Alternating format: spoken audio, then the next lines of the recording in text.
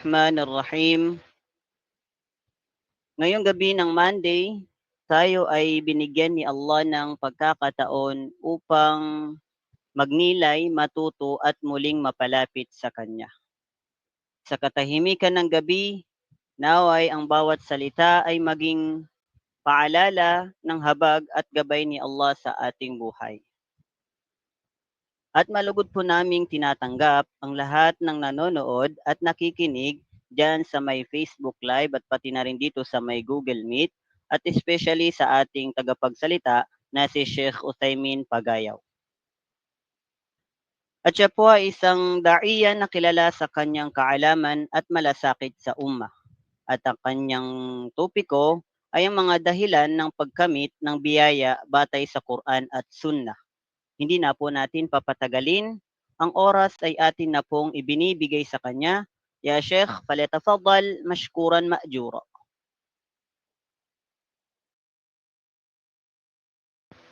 Naka-mute po kayo, Ya Sheikh. Okay na. Bismillahirrahmanirrahim. Alhamdulillah al-ali al-a'la alladhi qaddara fahada والذي أخرج المرعى فجعله غثاء أحوى.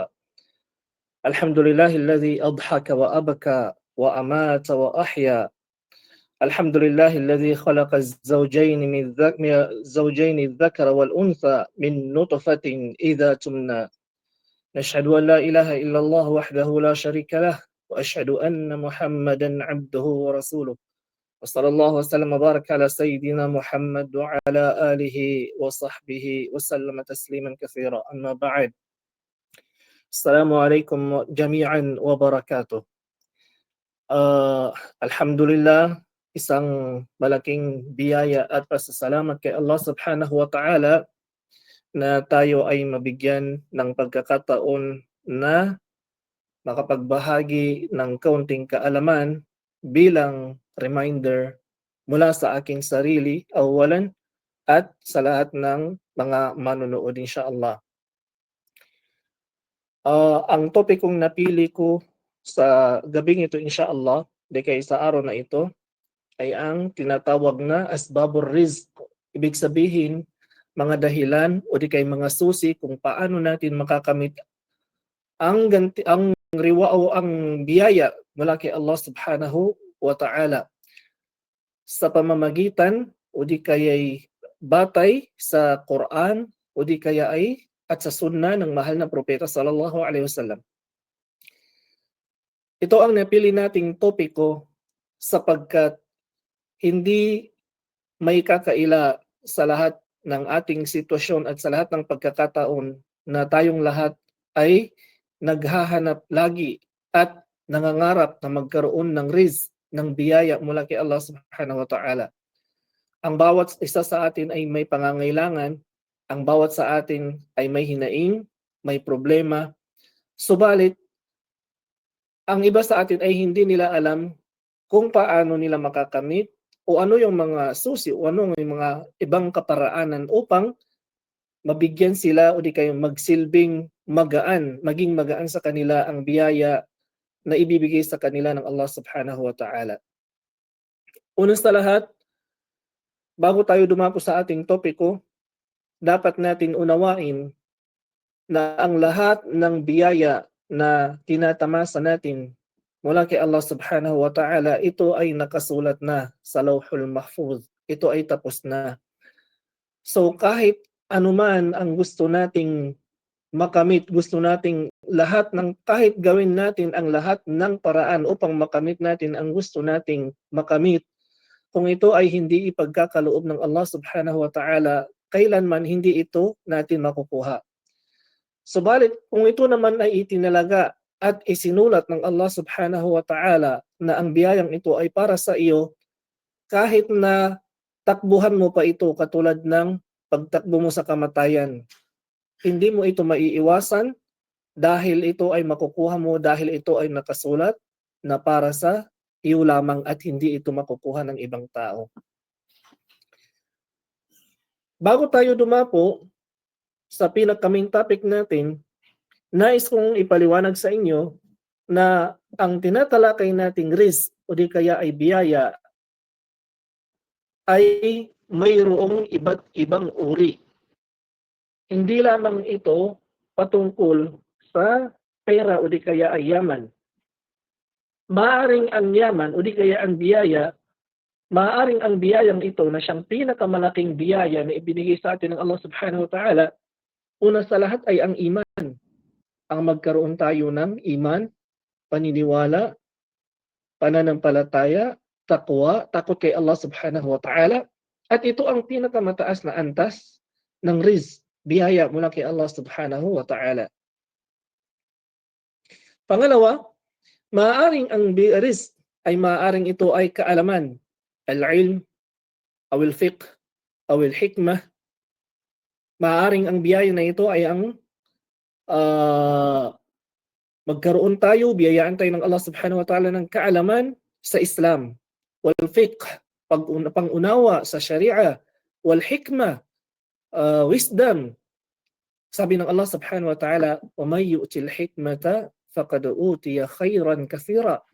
Ang sino man ang biyayaan ng Allah subhanahu wa ta'ala ng hikmah ay talagang biniyayaan siya ng Allah subhanahu wa ta'ala ng napakaraming فَقَدْ أُوتِيَ خَيْرًا كَثِيرًا, napakaraming kabutihan. Ang ilm na siyang sinabi na sa hadith, وَمَنْ يُرِدِ اللَّهُ بِهِ خَيْرًا يُفَقِّهُ فِي الدِّينِ. Masya Allah. Sabi ng Allah subhanahu wa ta'ala, ang sino man ang maibigan, magustuhan, mahalin ng Allah subhanahu wa ta'ala, yufaqihu fid din. Ang tao na ito ay bibiyayaan ng Allah subhanahu wa ta'ala ng pag-unawa, kaalaman sa reliyong Islam. Maaaring tinatalakan nating rizq ay tumutukoy sa as-sihha wal-afiyah, tumutukoy sa ating mabuting kalusugan. Kung alam nyo lang, hindi lahat ibig sabihin ng rizq, ng biyaya ay patungkol lamang sa yaman. Mayroong mga bagay na hindi kayang bilhin ng yaman, hindi kayang bilhin ng pera. Kabilang na dito ang nabanggit natin na mga nauna, ang pananampalataya, paniniwala kay Allah subhanahu wa ta'ala, al-ilm, yung knowledge. Ang knowledge hindi natin pwedeng hiramin, hindi natin siya pwedeng nakawin, hindi natin siya pwedeng agawin sa sinuman. Ito ay para lamang sa taong pinagkalooban ng Allah subhanahu wa ta'ala. Kaya ito ay napakalaking biyaya mula kay Allah subhanahu wa ta'ala. As-sihha wal-afiyah. Ang kagandahan ng kalusugan, mabuting kalusugan, mabuting pangangatawan, ilalayo ka ng Allah subhanahu wa ta'ala sa mga disgrasya, ilalayo ka ng Allah subhanahu wa ta'ala sa mga sakit na nakakahawa, ilalayo ng Allah, bibigyan ka ng Allah subhanahu wa ta'ala ng malakas na pangatawan, nang sa ganun ay may sagawa mo ng magaan ang mga gawaing pagsamba kay Allah subhanahu wa ta'ala. As-sihha wal-afiyah. As-sihha, mashallah, mabuting kalusugan. Hindi ito kayang bilhin ng pera, mga kapatid. Kung makikita ninyo yung mga milyonaryo, bilyonaryo, kapag dumating na sila sa oras na nasira na yung kanilang mga kalusugan, wala nang magagawa yung pera. Kahit pa ibigay nila ang lahat ng kanilang yaman, para lang sila ay mapagaling ng doktor, gagawin nila yon. Imagine ninyo, ang isang taong hindi niya kayang umihi, so kailangan niyang pumunta sa doktor, sa ospital para magpatingin, para lang siya makaihi. Imagine ninyo yon. Lahat gagastuhin niya, lahat ng yaman niya, gugugulin niya para lang mapagaling siya sa sakit na yon. Pag-ihi lang yon. Subalit, kung hindi siya gagamutin ng Allah subhanahu wa ta'ala, kung hindi siya malulunasan ng Allah, walang magagawa ang kanyang mga kayamanan. Ganun ka-importante ang sihha, mabuting kalusugan, na mas mainam at mas importante pa sa inaakala nating yaman na rizq, biyaya, o di kaya ay pera. Ang pang-apat ay maaaring ang biyaya na ito ay bibiyayaan ka ng Allah subhanahu wa ta'ala ng zuriya salihah. Masya Allah.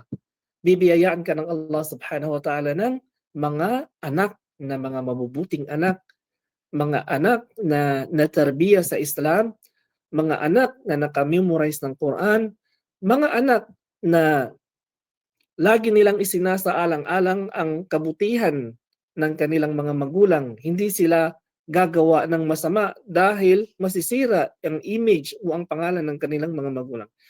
Hindi sila gagawa ng mga masasama para sa kanilang mga magulang, hindi lang para sa kanilang sarili, kundi para na rin sa kanilang mga magulang. Nakita ninyo ang mga mabubuting anak, hindi lamang nila iniisip yung kanilang mga sariling kapakanan. Iniisip din nila na kapag gumawa sila ng isang hindi magandang bagay, ito ay magre-reflect at makakaapekto sa pangalan ng kanilang mga magulang.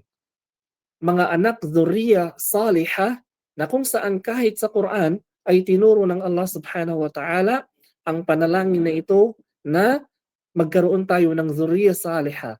Rabbana hablana min azwajina wa dhurriyyatina qurrata a'yun waj'alna lilmuttaqina imama.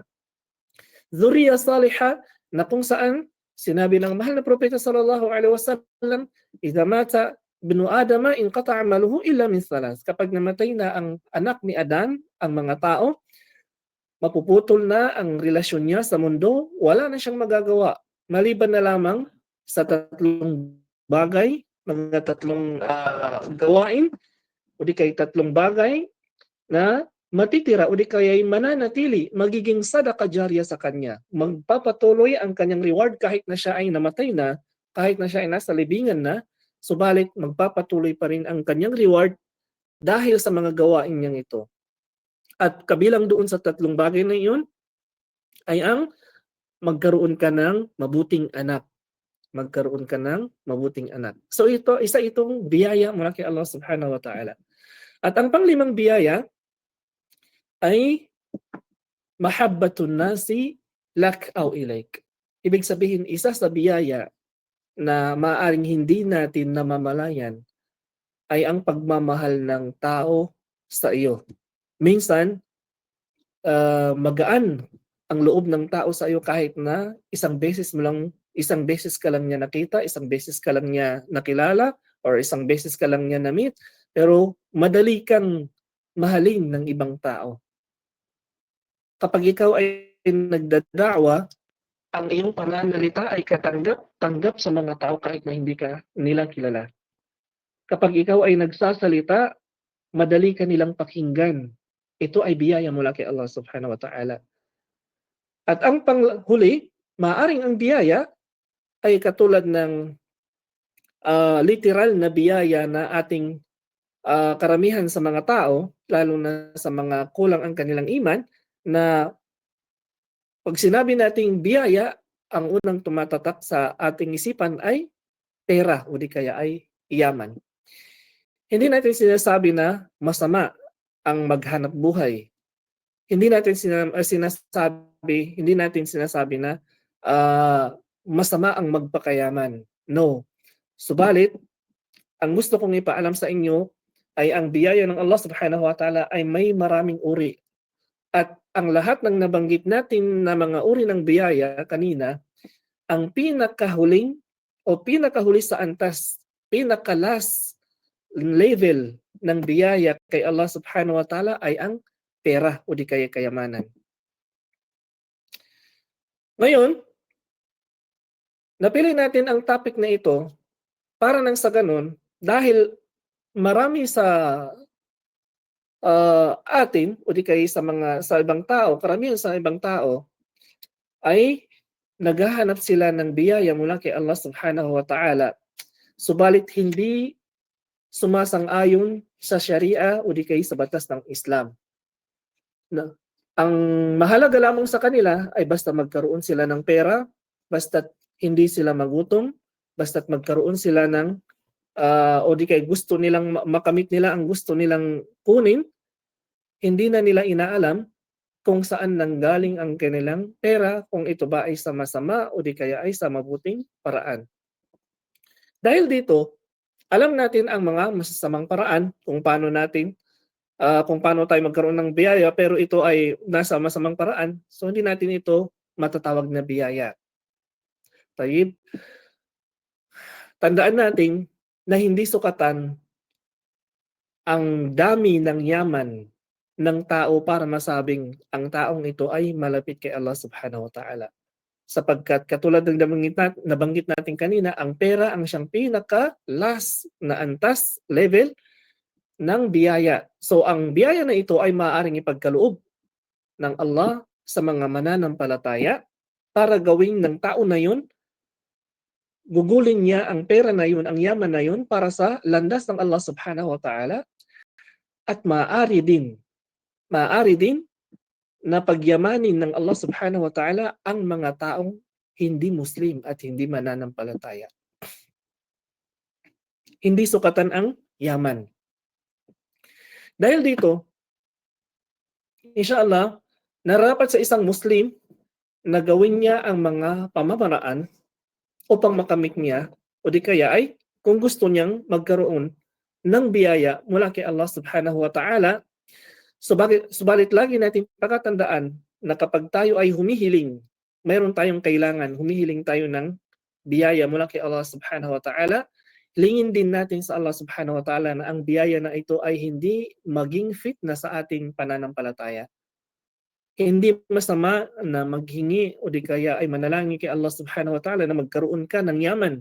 Subalit, hilingin mo rin na ang yaman na ito ay hindi gawing fitna para sa iyo at magsilbi itong biyaya na gugugulin mo, gagamitin mo para sa landas ng Allah subhanahu wa ta'ala. So ang unang-una nating tatalakayin, dadapo na tayo sa pinaka-main topic natin, min asbabi syar'iyya lirrizq, kabilang sa mga susi upang makamit natin ang rizq o di kay biyayang Allah subhanahu wa ta'ala ay ang tinatawag nating al-istighfar. Al-istighfar, ibig sabihin ay ang paghingi ng kapatawaran kay Allah subhanahu wa ta'ala. Sinabi ng Allah subhanahu wa ta'ala sa banal na Quran, فَقُلْتُ اسْتَغْفِرُوا رَبَّكُمْ إِنَّهُ كَانَ غَفَّارًا. فَقُلْتُ اسْتَغْفِرُوا رَبَّكُمْ sa ala lisan ni Nuh alayhi salam, istaghfiru rabbakum innahu kana ghaffara. Ibig sabihin kayo ay humingi ng kapatawaran sa inyong Panginoon. Innahu kana ghaffara, tunay na siya ay mapagpatawad sa mga kasalanan. Yursilis sama alaykum midrara.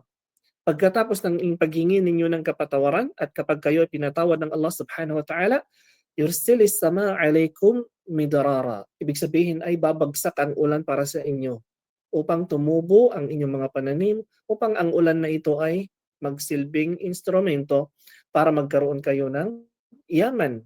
Tutubo ang mga halaman, ang inyong mga pananim. O yung didikum bi amwalin wa banin.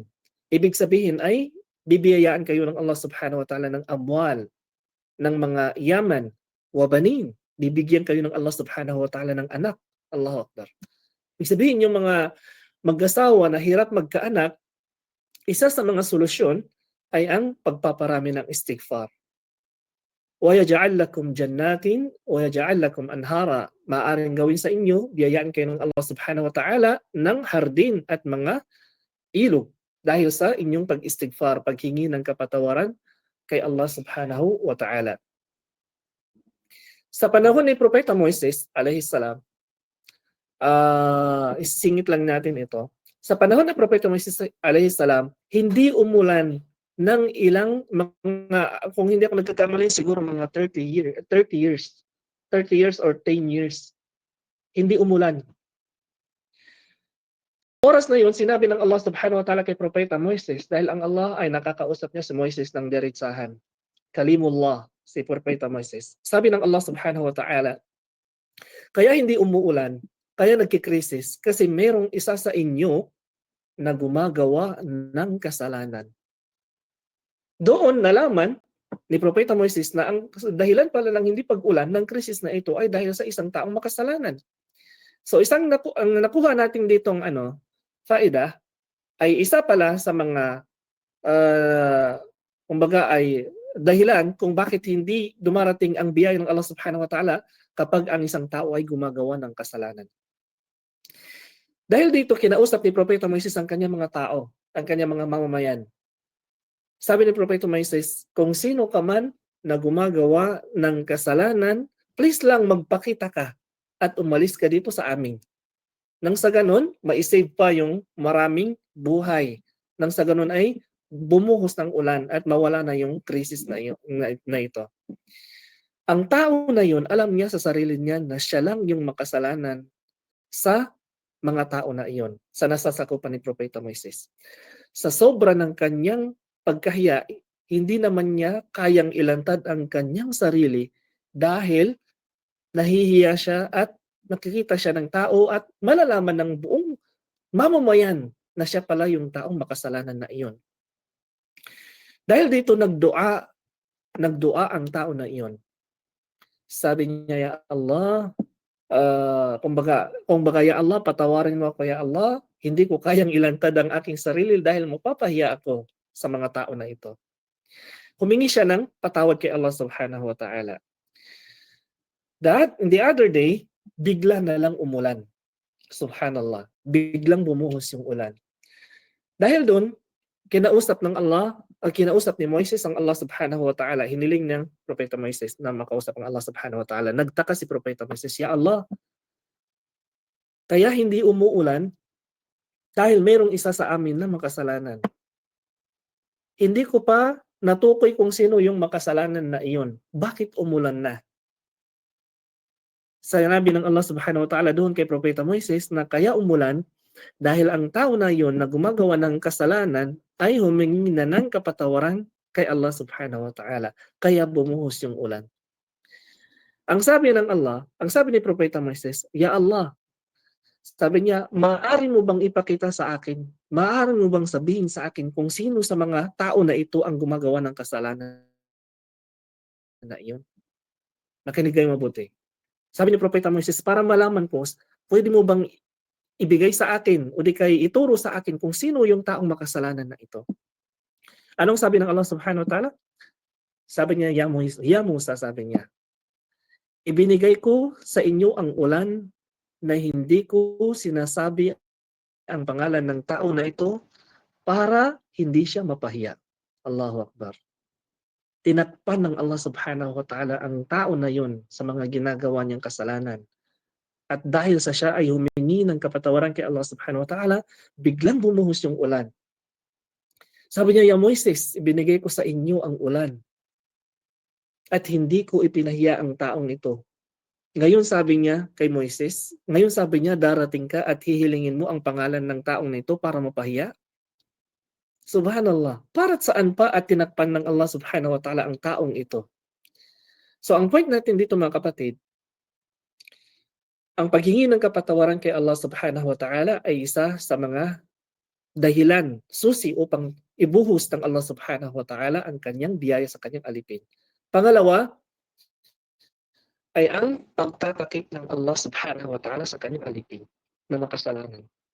Kung ang Allah subhanahu wa ta'ala na siyang lumikha sa atin, na siyang nagbibigay ng biyaya, panustos ng mga hangin na ating nilalanghap, yung mga pagkain natin, iniinom natin, lahat ng mga problema natin, ang Allah subhanahu wa ta'ala nagsosolve, ang nagbibigay sa atin ng panustos.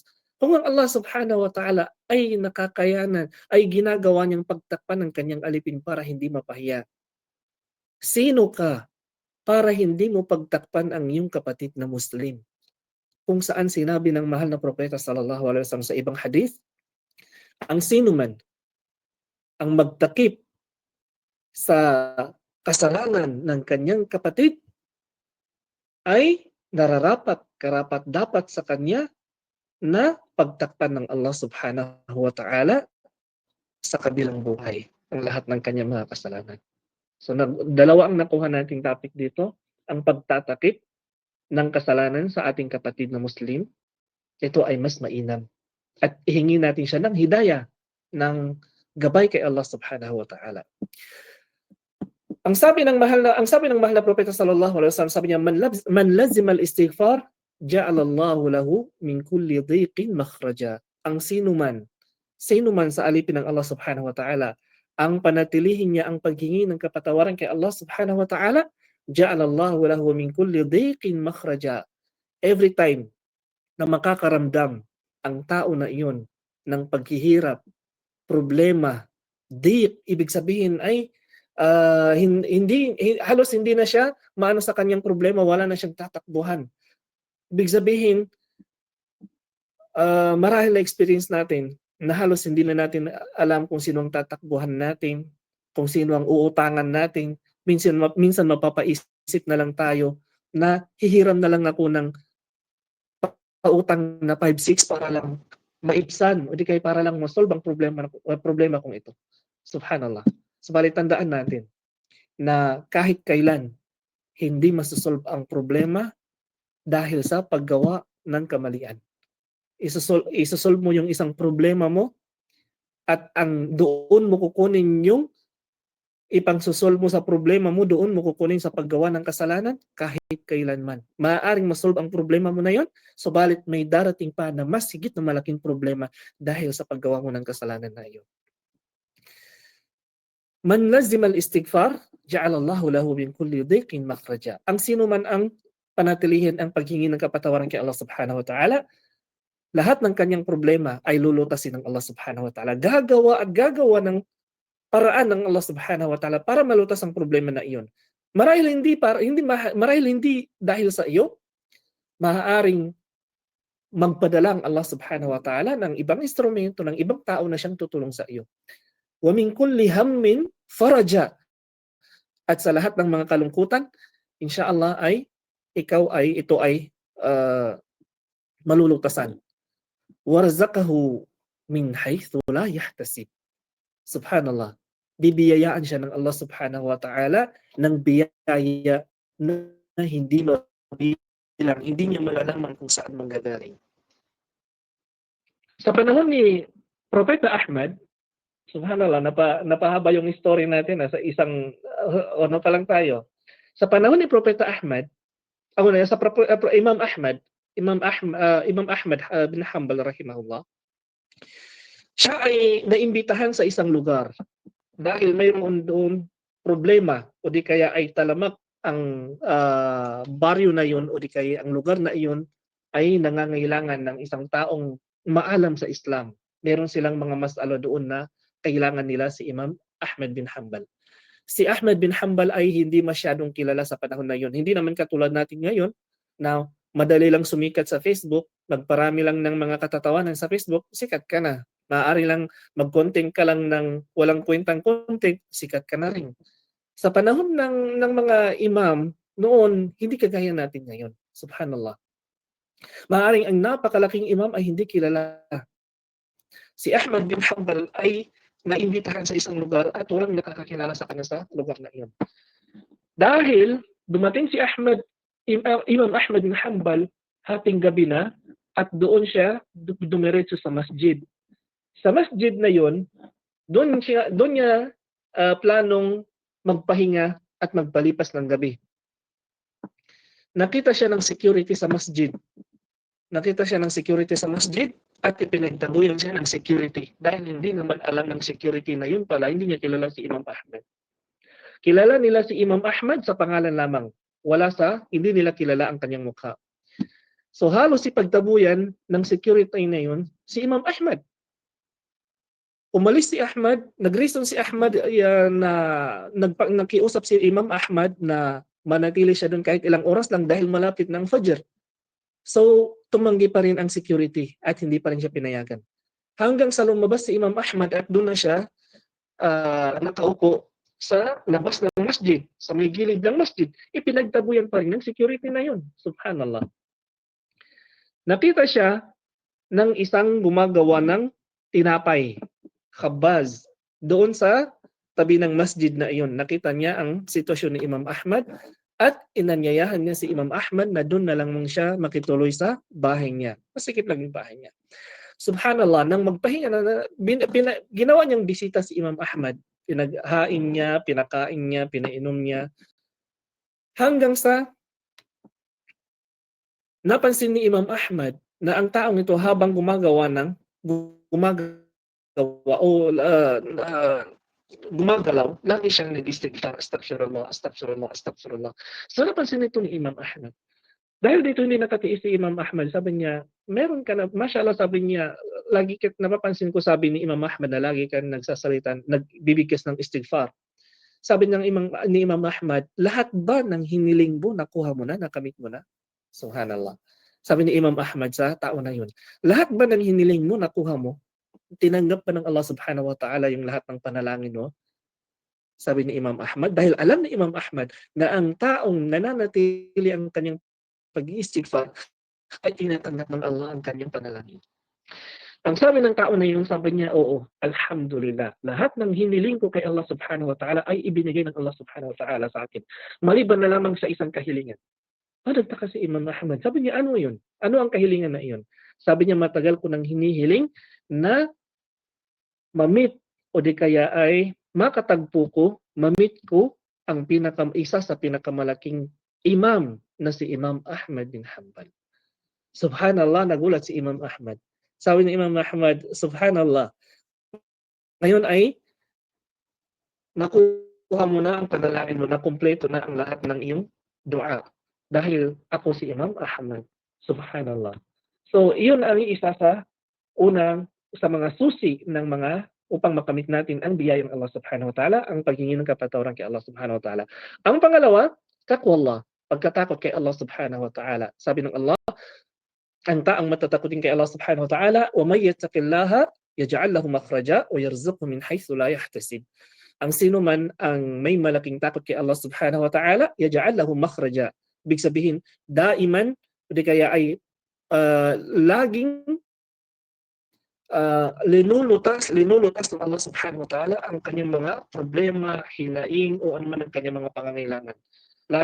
Laging dumarating sa kanya ang solusyon, ang mga pagkakataon, minsan ay magpapadalang Allah subhanahu wa ta'ala ng mga instrumento upang masolusyonan ang kanyang problema. وَيَرْزُقْهُ مِنْ حَيْثُ لَا يَحْتَسِبْ. At siya ay bibiyayaan ng Allah subhanahu wa ta'ala ng mga hindi mabilang na biyaya.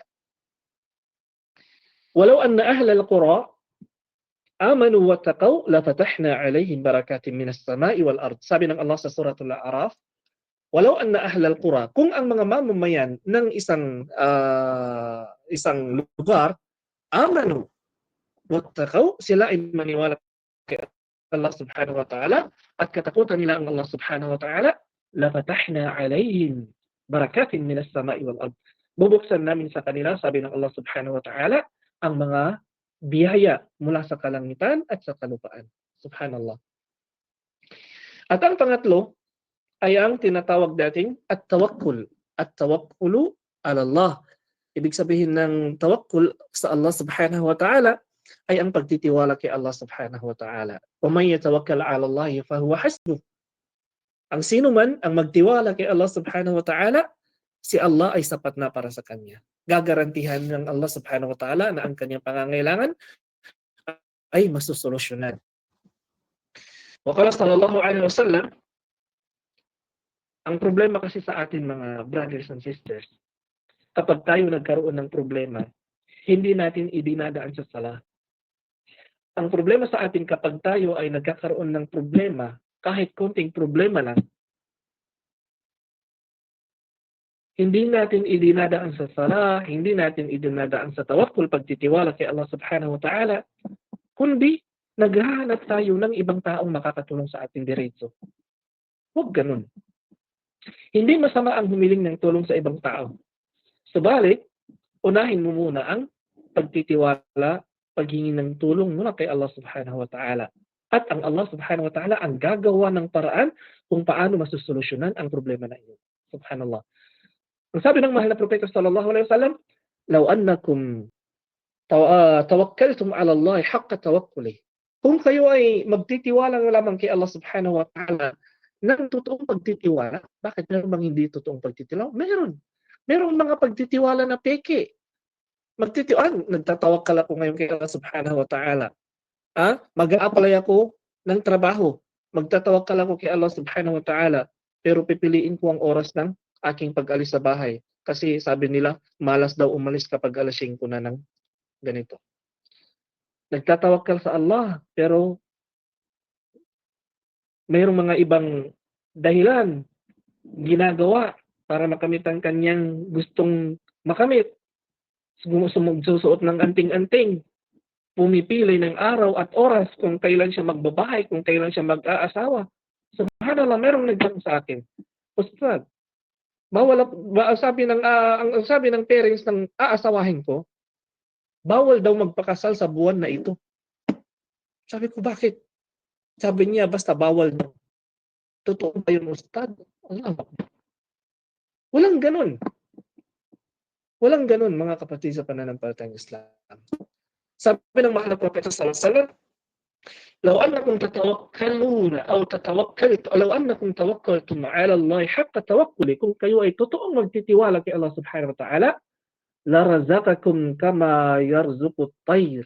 Kayo ay bibiyayaan ng Allah subhanahu wa ta'ala katulad ng kanyang pagbibiyaya sa mga ibon. Bakit? Paano bibiniyaan ng Allah subhanahu wa ta'ala mga ibon? Sabi niya, taghdu khimasan wa taruhu bitanan. Masya Allah. Taghdu khimasan, ibig sabihin ang mga ibon, taghdu sa umaga, khimasan. Walang laman ang kanilang tiyan. Naghahanap sila ng makakain sa iba't ibang puno. Naghahanap sila ng kanilang nakain. Wataruhu bitanan, at pagkatapos sa huling araw ng araw na iyon, uuwi sila sa kanilang mga pugad na puno na ang kanilang tiyan. Subhanallah. Ibig sabihin, inihalintulad ng Allah subhanahu wa ta'ala ang pagiging pagtitiwala, pagtatawakkal ng isang mu'min, ng isang mananampalatayang Muslim, katulad ng pagtatawakkal ng isang ibon na kung saan ay umaalis sa umaga na walang laman ng kanyang tiyan, naghahanap ng makakain. Wataruhu bitanan, at pag-uwi niya ay puno na ang kanyang tiyan. Ibig sabihin na busog na siya. Ang pang-apat na kapatid sa pananampalatayang Islam, at tafarrugu li'ibadatillah. Ibig sabihin ay yung pagbibigay mo ng oras sa oras ng pagsamba kay Allah subhanahu wa ta'ala. Marami sa atin, kung kailan sila biniyayaan ng Allah subhanahu wa ta'ala, kung kailan sila binigyan ng negosyo ng Allah subhanahu wa ta'ala, saka naman nila nakalimutan ang pagdadasal. Allahu Akbar. Waqtus salah. Sa oras ng pagdadasal, oras ng pagdadasal. Pag sinabi ng muazzin, Allahu Akbar, isara mo na ang iyong tindahan. Iwan mo na ang iyong opisina. Kahit pagdadakwa. Subhanallah, mayroon mga kapatid na hindi nagsasala, nagdidelay ng sala dahil nagdadakwa. Subhanallah, musiba. Isang musiba. As-sala awalan. As-sala, mayroong mga kapatid na kapag narinig niya yung Allahu Akbar, parang siya walang narinig. Pero kapag nagpatawag si Mayor, may meeting, subhanallah. Kung bibigyan ng award siya ang most punctual doon sa munisipyo. Waqtul Hajj. Ang oras ng pag-Hajj, ang oras ng pag-ayun, at kung oras ng umrah, pag-umrah. Tafarrug li ibadatillah. Kung araw ng pag-aayuno, mag-aayuno ka. Hindi yung nag-aayuno ka, pero mas malaki ang oras ng pagtulog mo. Subhanallah. Allah musta'an. Karamihan sa atin, nag-aayuno sa buwan ng Ramadan, pero yung araw niya, sa pag-aayuno niya, hindi, ang karamihan doon ay tulog. Pinapatay niya ang oras niya. Bumabangon yan kapag malapit ng mag-iftar dahil magpiprepare ng pagkain. Hindi wala siyang ginawa. Walang pagbabasa ng Quran. Minsan yung sala, makikita mo na nagdadasal, katulad ng pagdadasal ng mga munafik. Wala ya'tuna as-salata illa wa hum kusala. Sila ay nagdadasal pero makikita mo sa kanila na sila ay tinatamad. Ganyan ang pagsasala ng mga munafik. Wa yu'akhiruna as-salat. Wa wailul lil musallin alladhina hum 'an salatihim sahun. Itatapon sa impyerno yaong mga taong sinasadya nilang ipinagpaliban, sinasadya nilang ipagpaliban ang oras ng pagdadasal. Ustad, paano ako makakapagdasal? May trabaho pa ako. Sige, yan ang irason mo pagdating lang sa kabilang buhay. Hindi ka nagdasal dahil may trabaho ka. Tingnan natin kung tatanggapin.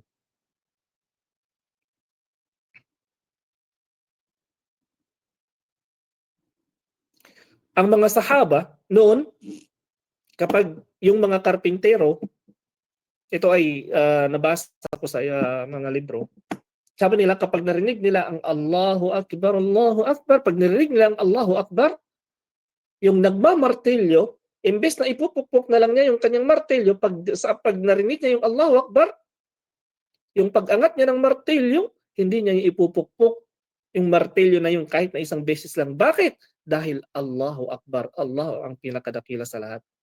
Mas dakila pa sa pagpapanday mo na yan. Mas dakila pa sa negosyo mo.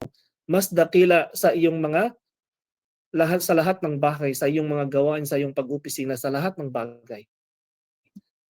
Yan ang ibig sabihin ng Allahu Akbar. At ang panglima, al-mutaba'atu bayna al-hajj wal-umrah. Ibig sabihin, pagpaparami ng hajj at saka umrah. Pero ang hajj, ang obligado lamang sa atin kapag tayo ay may kakayanan. Una. Pangalawa, ang obligado ay isang beses lamang. Sa pangalawang beses, ito ay magiging sunnah. Subalit hanggat may pagkakataon, ito ang maraming ginagawang kamalian sa atin. Sa atin, kahit na mayroon siyang kakayahan, mayroon siyang pera, malakas ang kanyang katawan, hinihintay niya munang tumanda bago siya magsagawa ng hajj. Ang tanong, sinong nakakasiguro? Sino ang nagsabi sa iyo na aabutin ka pa ng katandaan? Paano ka nakakasiguro? Paano kung dumating sa iyo ang kamatayan at hindi ka na nakapag-hajj? Subhanallah. Tandaan natin mga kapatid, ang hajj at ang pag-umrah, lalong-lalo na yung mga OFW na nasa Saudi or kahit saan mang bansa, lalong especially sa Saudi dahil kayo ang malapit dito sa Makkah at Medina, ang pag-umrah hanggat mayroon kang pagkakataon, kaya mong mag-umrah ka. Ang sabi ng mahal na propeta sallallahu alaihi wasallam, ito ay isa rin sa mga dahilan upang ikaw ay pagyamanin ng Allah.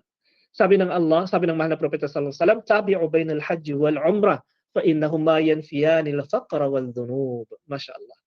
Tabi'u bainal hajj wal umrah. Hanggat maaari, kung kaya mong mag-hajj, kung kaya mong magsagawa ng umrah, gawin mo ito. Fa innahuma, dahil ang dalawang bagay na ito, ang gawaing pagsamba na ito, ang hajj at umrah, yanfiyani al-faqra wal dhunub. Nakakatanggal, nakakaalis ng paghihirap. Subhanallah, nawawala ang paghihirap ng isang alipin dahil sa kanyang pag-uumrah at pag-hajj. Nawawala ang kanyang kasalanan. Yanfiyanil faqra wadh-dhunub, at napapatawad ang kanyang mga kasalanan dahil sa kanyang pag-uumrah. Hindi ba sa ibang hadis sinabi ng mahal na propeta sallallahu alaihi wasallam na ang pagitan ng dalawang umrah ay napapatawad ang kasalanan. Subhanallah. So wag nating pahalagahan o di kayo wag natin masyadong bigyan ng pansin na tayo ay gumagastos sa pagsasagawa ng hajj at ng umrah lang sa Pilipinas. Wag nating isipin na yung pera natin ay imbis na 1 milyon na, mababawasan pa kaya wala na yung 1 milyon mo. Subhanallah. وَمَا أَنْفَقْتُم مِّن شَيْءٍ فَهُوَ يُخْلِفُهُ. Anumang bagay na ginugol mo para sa landas ng Allah subhanahu wa ta'ala, ito ay papalitan ng Allah subhanahu wa ta'ala. Sabi ng mahal na propeta sallallahu alaihi wasallam, tabi'u bainal hajj wal umrah fa innahuma yanfiyani al-faqra wadh-dhunub. Sabi niya, gawin ninyo, palagian ninyong gawing sunod-sunod ang hajj at umrah hangga't kaya ninyo, fa innahuma yanfiyani al-faqra wadh-dhunub, dahil ito ay nakakapagpawala, nakakatanggal ng kahirapan at nakakapagpatawad ng kasalanan.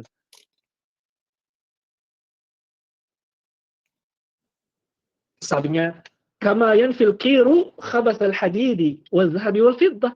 Katulad sabi niya ng pagkatanggal ng ano bang tawag diyan? Yung kalawang. Katulad ng pagkatanggal ng kalawang sa isang metal o di kay sa isang ginto o di kay sa isang silver, kung ito ay kinakalawang na o di kay sa isang metal, kapag ito kinakalawang na, ito ay natatanggal. Katulad din yun ng umrah at hajj. Natatanggal ang iyong kasalanan at ang iyong kahirapan sa pamagitan ng umrah at hajj, katulad ng pagkatanggal, pagkaalis ng kalawang na iyon sa isang metal. Walaysa lil hajji al-mabrura thawab illa al-jannah. Sabi niya, walang ibang gantimpala ang hajjul mabrur, ang ibig sabihin yung nag-hajj na para sa landas ng Allah subhanahu wa ta'ala, maliban sa paraiso ng Allah subhanahu wa ta'ala. Sadisan, ang pang-anim, silatul rahim o silatul arham, ang pagiging mabuti sa ating mga kamag-anak.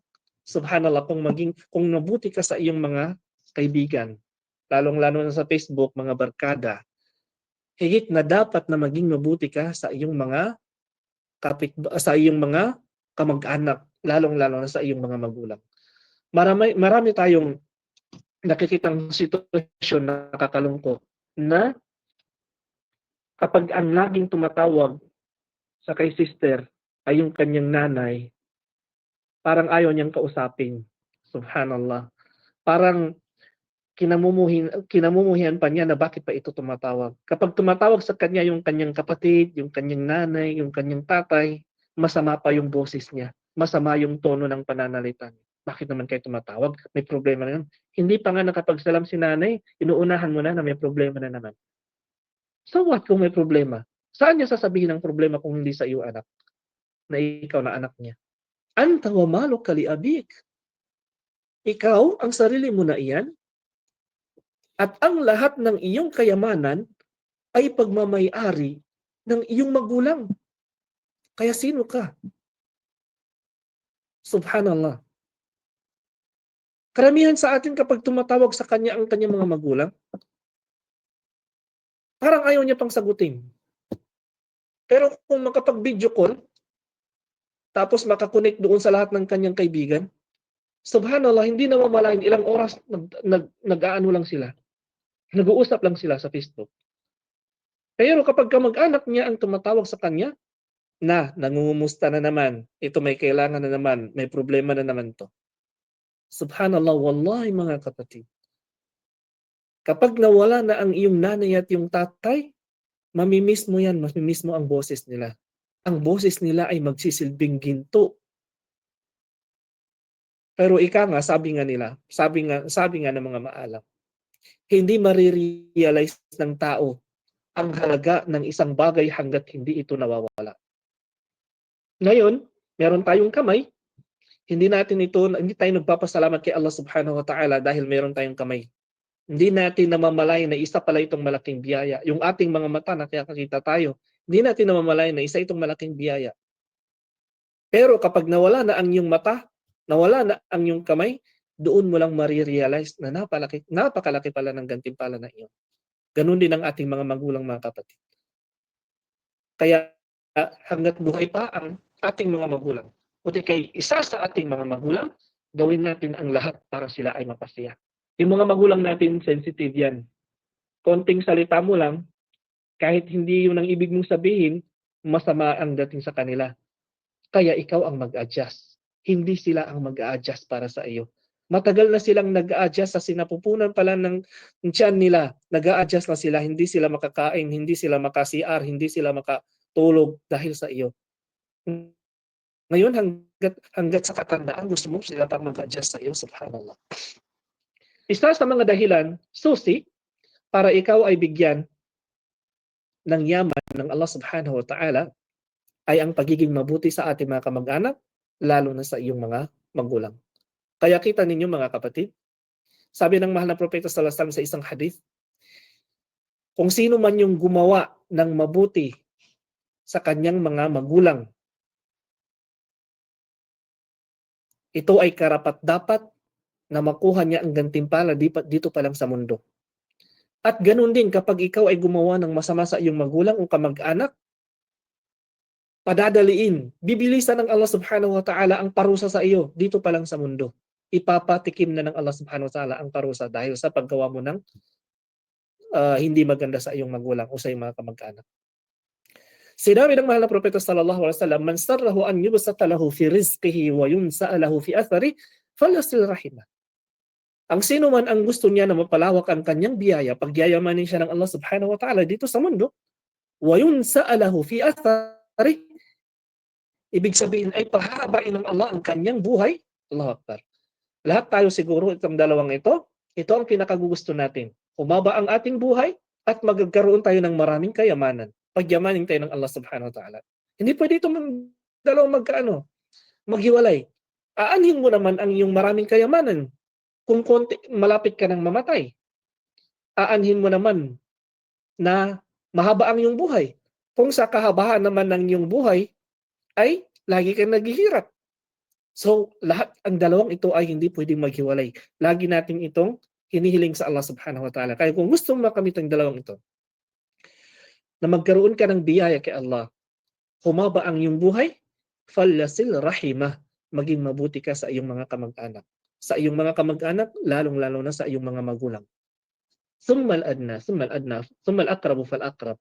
Ang iyong mga magulang, ang iyong mga kapatid, ang iyong mga pinsan, ang iyong mga kapitbahay, at sa iyong mga best friend, sa pinakamalapit na iyong kamag-anak, mga cousin, mga pinsan. Subhanallah. Nakita niyo ang kagandahan ng Islam? Itinuturo niya sa atin kung paano tayo magkaroon ng yaman dito sa mundo at kung paano humaba ang ating buhay at bukod doon kung paano tayo magtagumpay hindi lang dito sa mundo kundi pa rin sa kabilang buhay. Subhanallah. At ang pangpito, subhanallah, at ang pangpito ay pananalangin kay Allah subhanahu wa ta'ala. Ibig sabihin ad-du'a.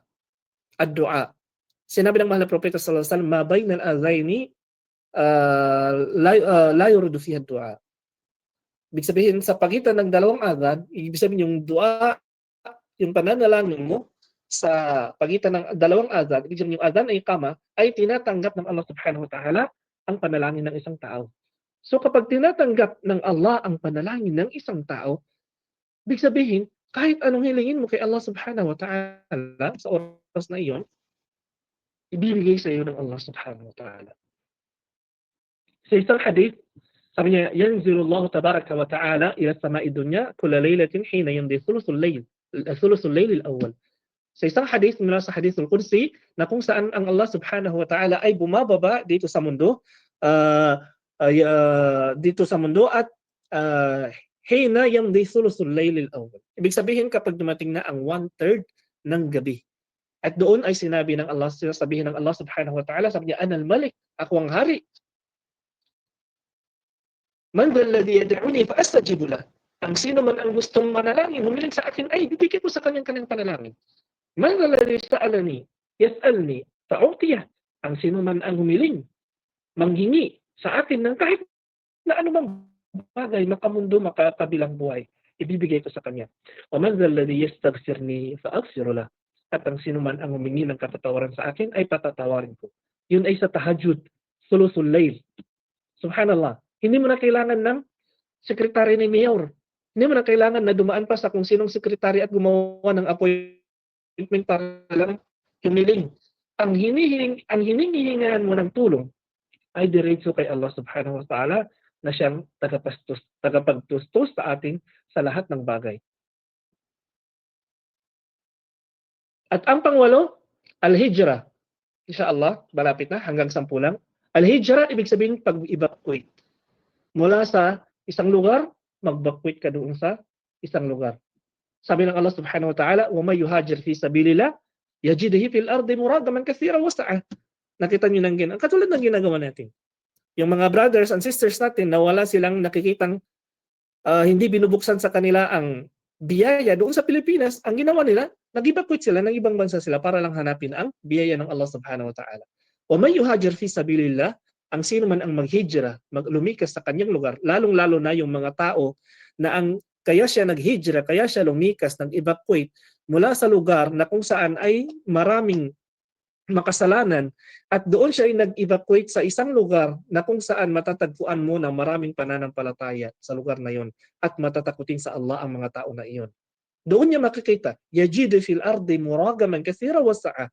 Doon niya makikita ang lahat ng maraming oportunidad para siya ay biyayaan ng Allah, wasa'a, at pagyayamanin siya ng Allah subhanahu wa ta'ala. Subhanallah. Nakita niyo yung mineral water? Yung mineral water, ang halaga ng mineral water ay Riyal, o sa Saudi pa Riyal, half Riyal lang to. Pero bilhin mo yung mineral water na ito doon sa international airport, kung magkano halaga niyan. Napakalaki na, doble-doble na. Kasi bakit? Nasa airport na kasi. So, ibig sabihin, yung biyaya natin, kung hindi natin matagpuan sa isang lugar, pumunta ka sa ibang lugar, baka sakali, doon bubuksan ng Allah subhanahu wa ta'ala ang iyong biyaya. At pang-siyam, al-bukur, ibig sabihin ay ang pagiging maaga Kapag ikaw ay may negosyo, dapat mo itong agahan. Sabi ng mahal na propeta sallallahu alaihi wasallam sa isang hadith, sabi niya, Allahumma barik li ummati fi bukuriha. Sabi niya, ya Allah, mismo ang propeta sallallahu alaihi wasallam ang siyang nanalangin sa kanyang umma. Allahumma barik li ummati. Ya Allah, nawa ay ipagpalain mo ang aking umma fi bukuriha, na yung mga umma na kung saan ay sila ay nagbubukas ng tindahan, inaagahan nila ang kanilang gumagawa sila ng dahilan upang sila ay biyayaan ng Allah subhanahu wa ta'ala fi bukuriha, sa kaumagahan. Ay, yung iba sa atin gustong yumaman, pero tanghali na akong gumising, hapon na akong gumising. Subhanallah.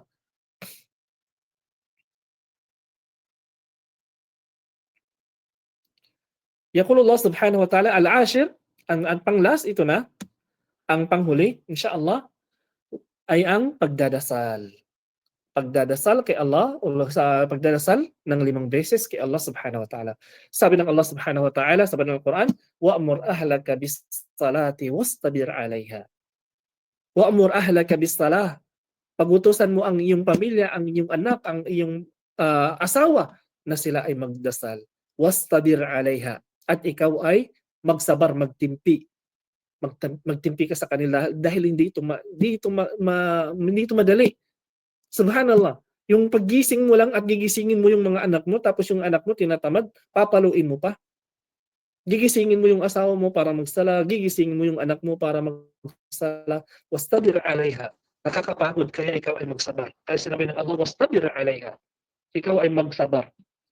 La nas'aluka rizqan, nahnu narzuquka wal 'aqibatu lit-taqwa. Sapagkat sabi ng Allah subhanahu wa ta'ala, ang kapalit nito kapag ikaw ay nag-utos sa iyong pamilya ng pagdadasal, ikaw ay bibiyayaan ng Allah subhanahu wa ta'ala ng biyaya na mula sa Kanya. La nas'aluka rizqa.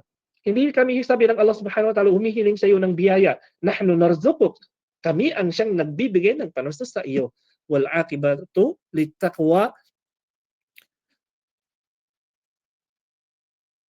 At ang wal aqibatu littaqwa, at ang magandang kahantungan ay para lamang sa mga taong may malaking takot kay Allah subhanahu wa ta'ala. So marahil humingi ako sa inyo ng tawad kung medyo napahaba ang ating lecture, at lagi nating idua ang dua na ito nang sa gayon ay magkaroon tayo ng contentment. Ibig sabihin, kung anuman ang totoong mayaman ay yung taong kontento sa kung anuman ang ibinibigay sa kanya ng Allah subhanahu wa ta'ala. Kaya sabi ng Allah sa Hadith al-Qudsi, irda bima qasamallahu lak takun agnan nas. Maging makontento ka sa kung anuman ang ibinibigay sa iyo ng Allah subhanahu wa ta'ala, takun agnan nas, at ikaw ay magiging pinakamayaman sa lahat ng tao.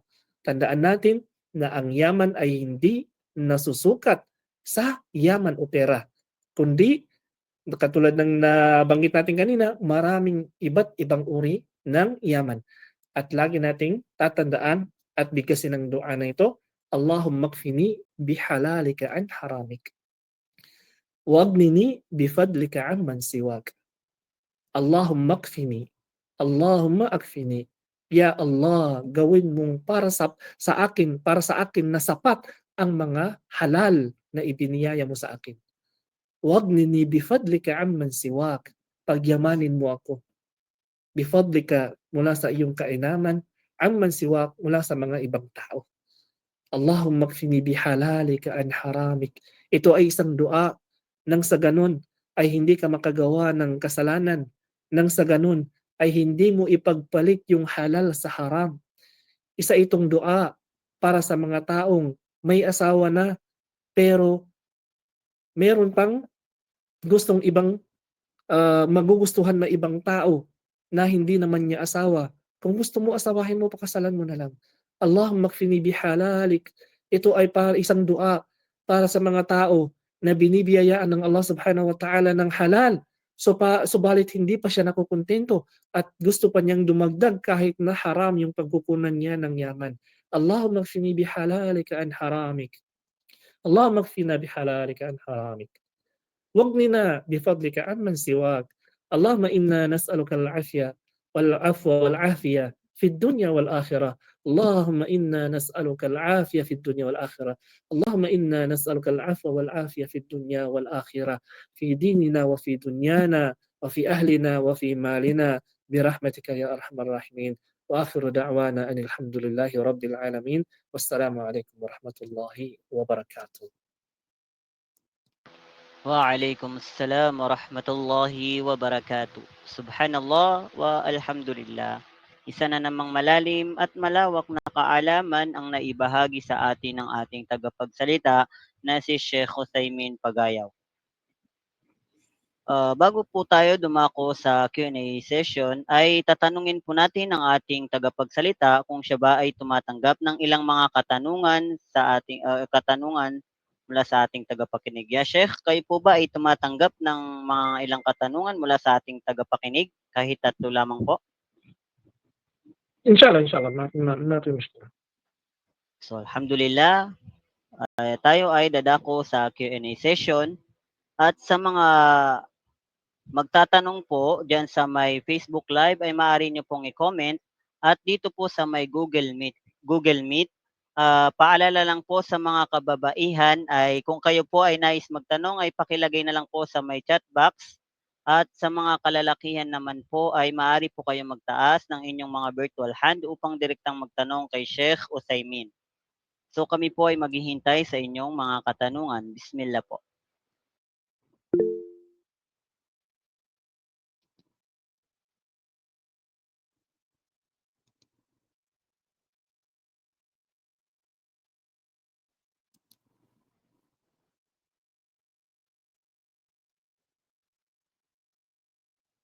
Meron yatang nag-raise. Bismillah. So naam ya Sheikh. Nasa Facebook Live po kasi ako. So si Wait Akh lang. Rainier Coleco, tafaddal po. Assalamualaikum Sheikh, yung ano lang Sheikh, yung tanong ko lang sana inshallah subhanahu wa ta'ala, yung tama at ano po ba yung tama at tunay na pagkatakot po sa Allah subhanahu wa ta'ala? Sana po masagot. Jazakallahu khairan. Bismillahirrahmanirrahim. Ang tunay na pagkatakot kay Allah subhanahu wa ta'ala, kung titingnan natin ang definition, ang takot, ibig sabihin ang ibig sabihin ng takwa ay pangingilad, pag-iwas sa kasalanan. Ang takwa ay pangingilad na magkasala ang isang tao, iniiwasan niyang siya ay magkasala ng kasalanan na maliit man o malaki. Iniiwasan niya na makapagsalita ng masamang pananalita na makakasugat sa kanyang kapwa kapatid na Muslim. Marami ang ng takwa, subalit ang pinaka summarize ng takwa ay sinasamahan ito ng gawain.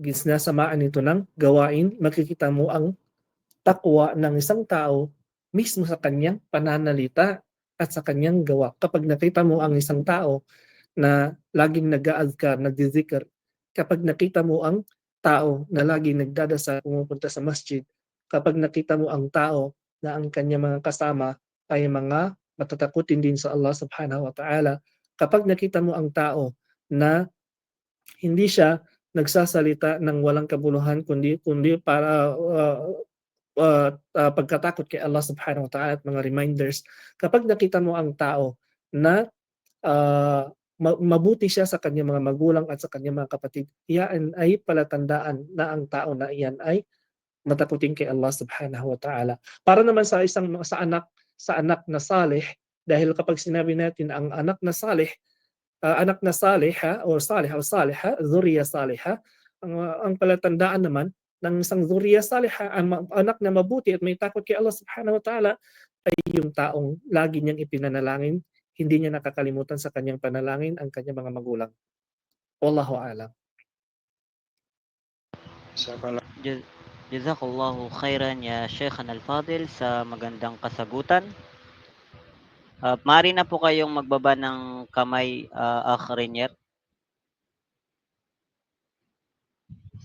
Syukran. So galing naman po sa mga kababaihan, galing kay Ashlia Panalundong. Assalamualaikum warahmatullahi wabarakatuh. Ya Ustad, pinapatanong po ng sister kung ano po hukom ng birth control sa Islam. Birth control. Sa Islam daw, Sheikh, yun ang nasa comment. Depende sa birth control. Ano bang birth control? Paano bang pamamaraan? Hindi niya inano? Hindi, Sheikh. Kasi yung sinabi niya lang dito is pinapatanong lang daw sa kanya ng isang sister kung ano po ang hukom ng birth control sa Islam.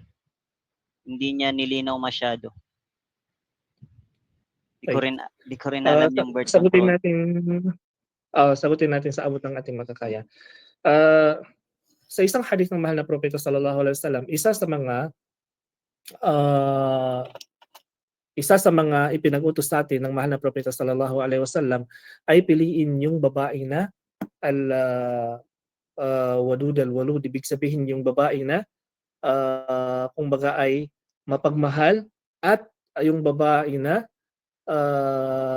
maraming mga anak. Isa yun sa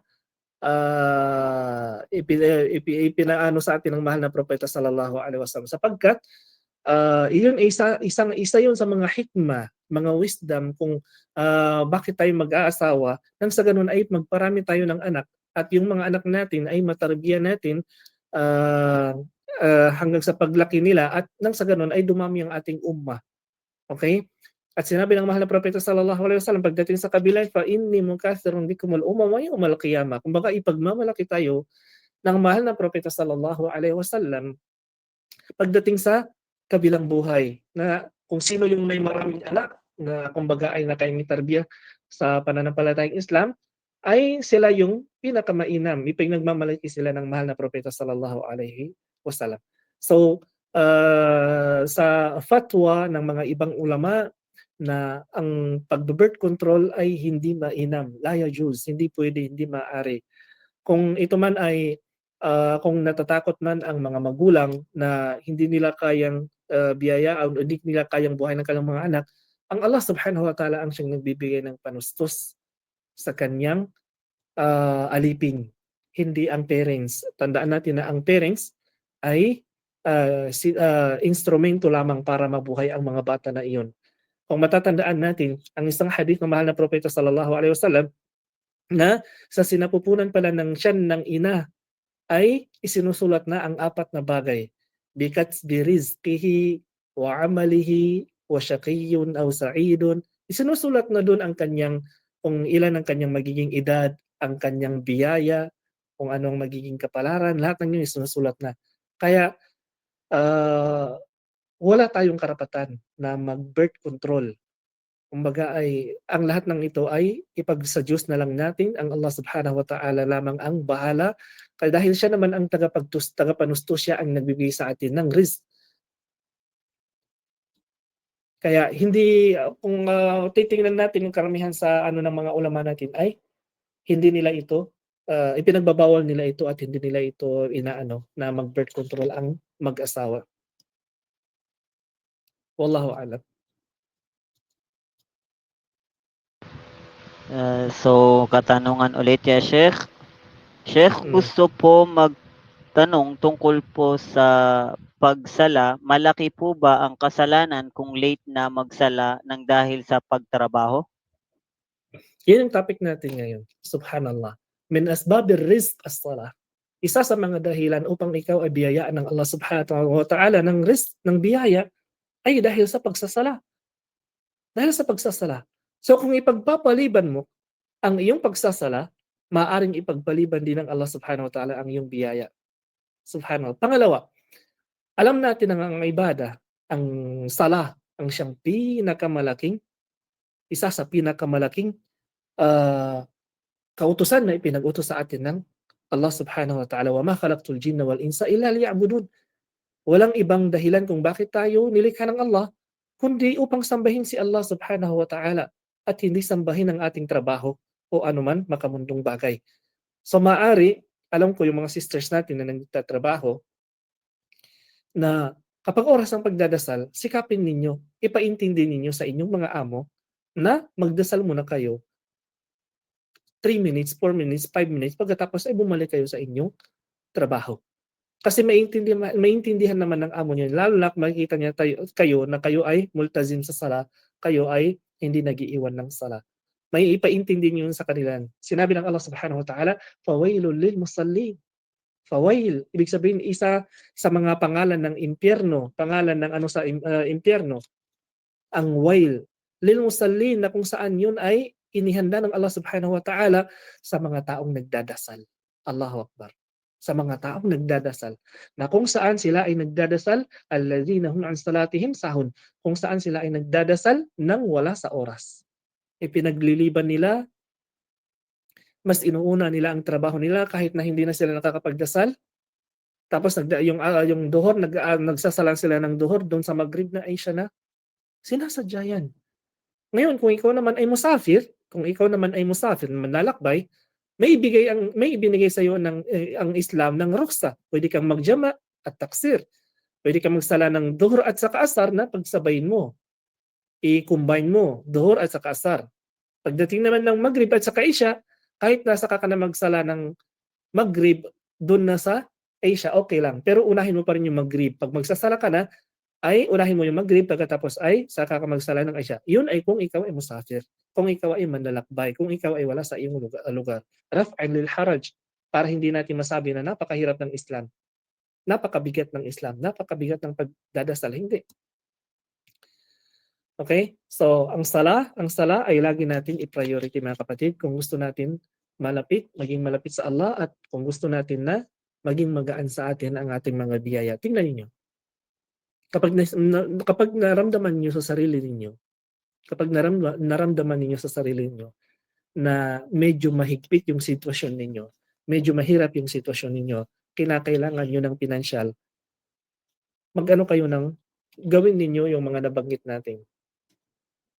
Magparami kayo ng istighfar, magsala ka ng tahajjud, maging mabuti ka sa iyong mga magulang, tawagan mo ang iyong mga magulang, maging iparamdam mo sa kanila ang pagmamahal mo kahit na ikaw ay nasa malayo ka. Inshallah, darating sa iyo ang biyaya ng Allah subhanahu wa ta'ala. Meron akong kilalang isang tao, kung kailan siya nagigipit, saka naman siya mas lalong namimigay. Subhanallah. Kung kailan siya nagigipit at wala na siyang pera, malalaman mo na lang na wala ng pera yan dahil lagi na yung nag-aano ng kanyang mga kaibigan, nagpapakain ng kanyang mga kaibigan. Dahil alam niya sa sarili niya na ang pagpapakain, hindi kay paggagastos para sa landas ng Allah subhanahu wa ta'ala, ito ay dumarating sa iyo. Ito ay bumabalik sa iyo. وَمَا أَنْفَقْتُم مِّن شَيْءٍ فَهُوَ يُخْلِفُهُ. Lahat ng bagay, lahat ng mga ginagastos mo para sa landas ni Allah, ito ay ibinabalik ng Allah subhanahu wa ta'ala sa iyo. Okay, next question. Last question po, ya Sheikhana, mula kay Ibrahim Aisha ng Owel Head Founder. Assalamualaikum po ya Sheikh. Tanong ko po kung kasama po ba sa mga biyaya ng Allah ang mga pagsubok na binibigay niya sa atin bilang isang mu'min. Tulad po ng pagkakaroon ng anak, ngunit may malubhang kapansanan at ito'y panghabang buhay at walang lunas. Jazakallahu khairan. Para sa akin, kabilang ito sa biyaya ng Allah subhanahu wa ta'ala, 100%. Mayroon mga bagay, mayroong tatlong gawaing pagsamba na walang nakakaalam.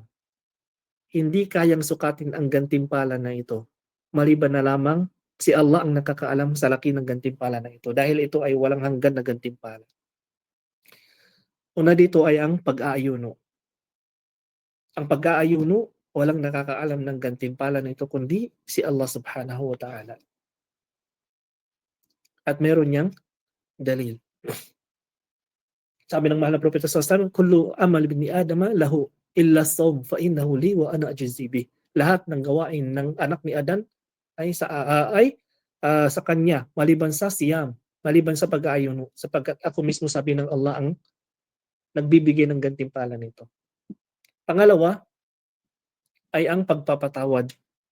Walang nakakaalam sa laki ng gantimpala ng pagpapatawad maliban kay Allah subhanahu wa ta'ala. At ang pangatlo ay ang pagsasabar. Pagsabar sa mga pagsubok na ibinibigay sa iyo ng Allah subhanahu wa ta'ala. Maaring yung mga gantimpala mo sa yung hajj, sa umrah, sa sadaqah, sa anumang bagay dyan, lahat ng mga gawaing ibada ay mayroong gantimpala na ganito. Subalit, yung pagsasabar sa mga pagsubok ng Allah subhanahu wa ta'ala ay walang hanggan na gantimpala ang ibinibigay ng Allah sa kanyang alipin. Kaya sabi ng mga scholar, kung alam lang nila na ganito kalaki ang gantimpala sa kabilang buhay ng taong nagsasabar sa mga pagsubok na binigay sa kanya, di sana ay pinangarap na nila na nung sila ay nasa mundo, pabuhay pa sila sa mundo, pinangarap na nila na ang lahat ng kanilang mga pamumuhay dito sa mundo ay lahat ay maging pagsubok na. Nang sa ganun ay marami silang makukuhang gantimpala sa kabilang buhay. Subhanallah. Yung mga dasal natin sa Masjid 27, sa Masjidil Haram 100,000 times, sa Masjid Nabawi ganito.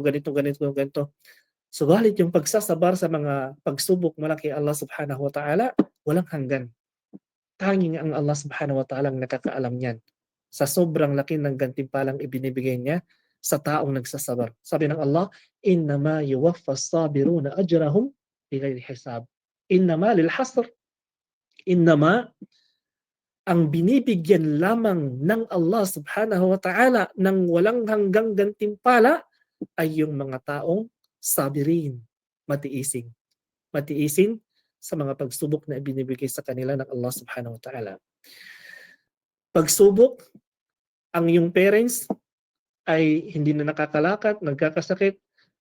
Pagsubok na ang iyong anak ay may sakit, pinipilit mong i-survive.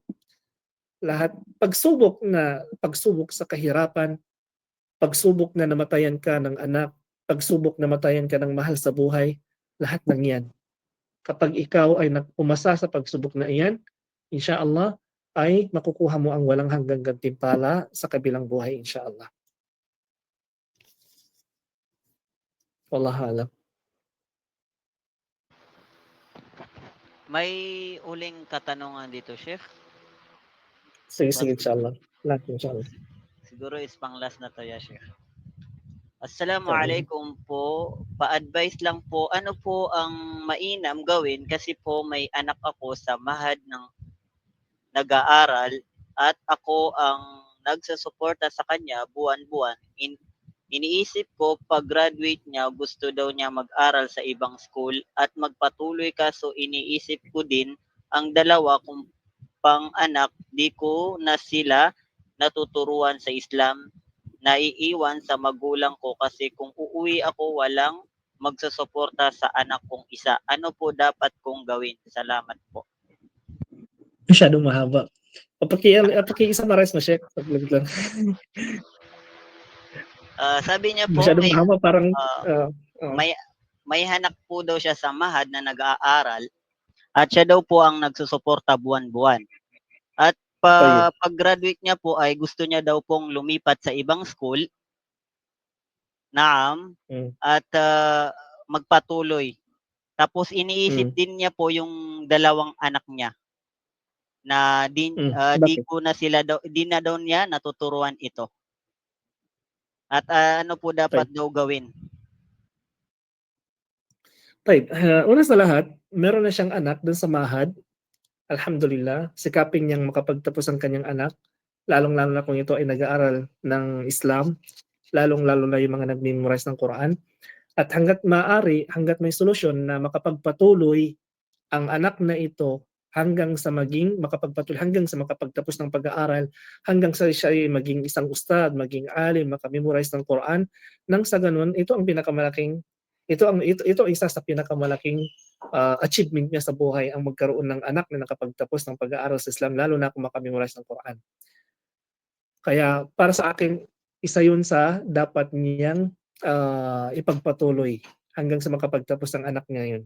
Ang pangalawa, huwag niyang pabayaan yung dalawang anak niya. Hindi naman siya yung magtuturo eh. Okay? Hindi naman siya yung magtuturo. Marami tayong mga ustad. Katulad ng pwede niyang pag-aralan sa mga madrasa o sa mga ibang school, Islamic school, yung kaniyang dalawang anak. Hindi naman kailangan na umuwi pa siya para lang maano yung mga bata. Pwede naman na mayroong meron siyang mga kamag-anak na siyang mag-aano sa dalawang anak niya at pag-aralin niya sa school. Hindi naman kailangan na siya yung mismo magturo. Pwede niyang pag-aralin ito sa school para lang masuportahan niya yung mga anak niya, una. Pangalawa, para lang makapagpatuloy sa pag-aaral ang lahat ng kanyang anak. At pangatlo, ang ina-advise ko ay maging pantay, maging patas, pantay sa pakikisalamuha sa iyong anak. Okay? Okay, maging pantay ka sa iyong mga anak. Hindi ibig sabihin na ito ay nag-aaral ng Arabic, ito ay bata pa, mas bibigyan mo ng pansin itong nakapag-aaral ng Arabic. No. Kailangan maging pantay ka sa iyong mga anak sa paggastos, sa pagdidisiplina, at sa lahat ng bagay. Sabi niya po, Sheikh, malayo po daw kasi siya sa Islamic Center. Din yung dalawang anak niya, naiwan po sa kanyang magulang. Tapos yung anak niya, nasaan yung anak niya? Kasama Y- niya? yung dalawang anak niya nasa magulang niya. Kaya nga, yung dalawang anak niya, kung kaya niyang kunin, mas mainam. Kung hindi naman niya kaya kung hindi kayang kunin ni sister yung anak niya sa mga magulang niya, at least ay magagabayan niya siya. Pwede na ngayon na hindi na ngayon pwede niya siyang tawagan. Okay, araw-araw tawagan niya, gabayan niya, lagi niyang kausapin, pag-aralin niya sa mga Islamic schools. Iparamdam niya na kahit na malayo siya, ay nandun pa rin yung kalinga bilang isang magulang. Maski ako man, ako nasa Saudi ako. Yung mga anak ko nasa Pilipinas. So, uuwi ba ako para putulin ko yung sustento nila? At matuluyan na mawala yung pag-aaral nila para lang ako yung magtarbiya sa kanila? Hindi. Kaya nga tayo pumipili ng asawa. Dahil yung asawa natin ang magsisilbing ilaw ng tahanan.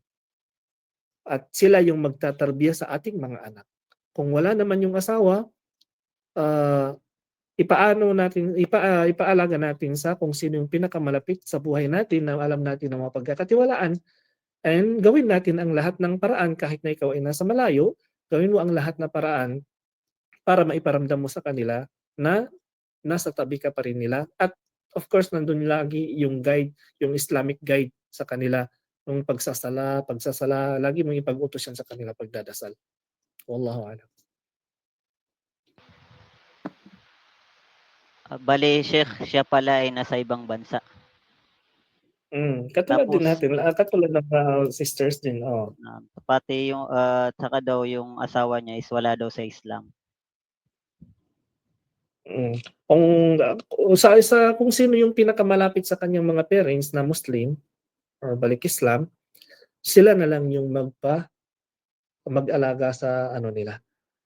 At kung wala naman, dahil nag-iisa lang siyang Muslim or balik Islam at yung mga anak niya ay mga Muslim na rin o walang gusto niyang siya yung mag-alaga sa kanila,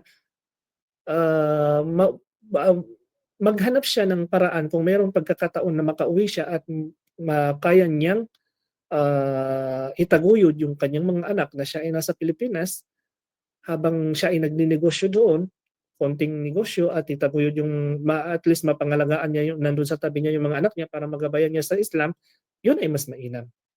Yun ay mas mainam.